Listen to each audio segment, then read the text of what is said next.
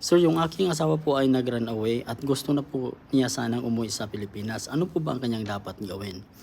Well, mahirap talagang umuwi kung tayo ay wala ng mga employers dito sa abroad, lalo-lalo na dito sa Saudi Arabia. Sa case ng iyong asawa, ang dapat po niyang gawin ay mag-surrender po siya. Meron pa namang mga paraan upang siya ay makauwi sa Pilipinas. Unang-una po ay dumulog po siya sa Department of Migrant Workers dito sa Saudi Arabia or yung POLO or OWA dito sa Saudi or kung saang bansa man siya.